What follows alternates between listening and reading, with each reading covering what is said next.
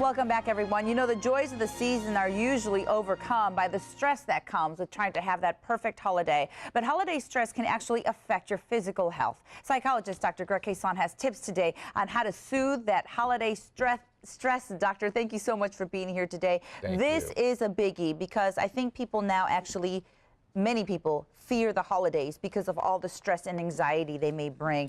What are the reasons you think people just stress out so much? You know what? It shouldn't be a surprise to anyone. Number one is money. In fact, an APA survey in 2006, before the whole economic crash, it was still the number one reason. 61% of people said money. And in fact, with younger people, it's even worse. 84% of people say money.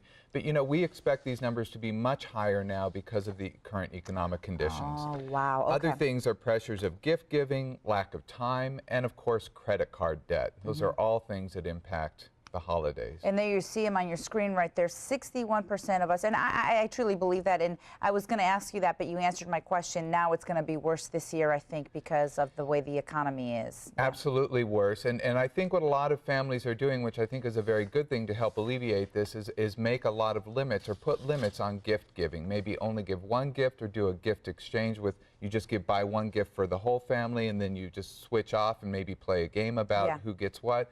Whatever you do, it would be good to be mindful of the money situation. It's actually quite a relief because I received an email from a good friend of mine saying, you know, it's been a tough year, so please don't expect any presents from me, but I will not expect any from you either. So let's just make this a year of being friends. Just make it fun, and that way we could bring awareness to what friendships really are instead of having to be forced to buy gifts. Okay, and you say that younger people are even more stressed and more concerned about money, 81%. Yes, actually concerned about money, and 54% are concerned about the pressures of gift giving, which is higher, of course, than the general population.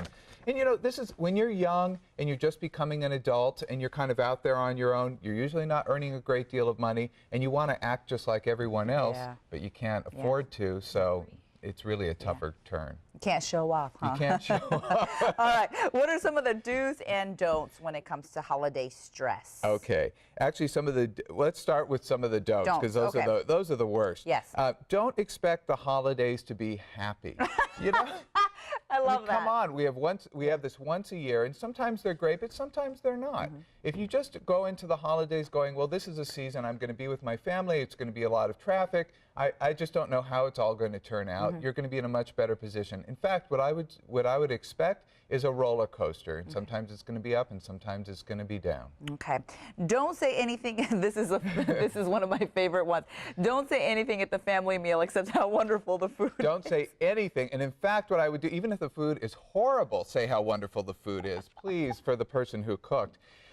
You know, too many people use the holiday meal for their own personal agenda, to talk about their new tattoo or their piercing, talk about their motorcycle rider boyfriend, whatever it is. It's not the time to do it. Make it about other people, make it about family. In fact, I have a rule, a good rule to follow is to not give any kind of big life announcements either the day before the holiday, on the holiday, or the day after the holiday. Put a 3-day buffer on it. If you're going to talk about yourself, do it either before or after that time. That's interesting. Good point. Don't overindulge. You know, we all tend to do it, but it's a good thing to just eat moderately and drink moderately. In fact, 1 in 3 Americans surveyed said they turn to food and drink to help cope with holiday stress. So what I'd rather have people do is just to be mindful of their drinking and eating so that they don't feel worse the next day. Don't overwhelm yourself. Yeah, and that goes back to expectations. If you overwhelm yourself saying, I've got to do all this gift buying, I've got to do all this gift wrapping, I've got to go to 3 parties, you know, and in fact, just cut down, do what you can, and be happy for what you can do, not what you can't. That. Do expect highs and lows. Let's get to the do's real quick. Yeah, so let's expect highs and lows. Things will be up and down.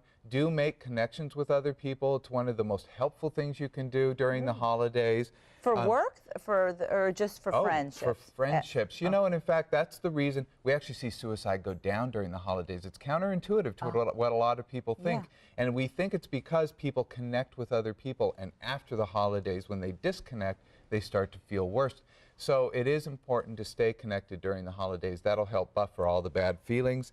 Do give others permission to screw up, please, because other people are going to screw up. And do thank everyone for their gifts. Even if their gift didn't fit you or it's not what you would buy, they're just saying, I care about you, and that's the thing to focus on. And when you say give others permission to screw up, what do you mean?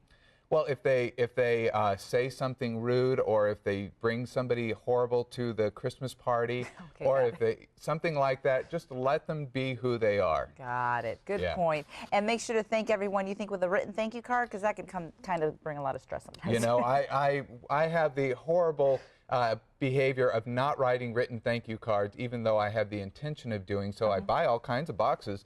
But, you know, one of the best things you can do is just to say thank you, be very clear about it, and maybe even give them a call or an email, something to express your thanks. And to acknowledge.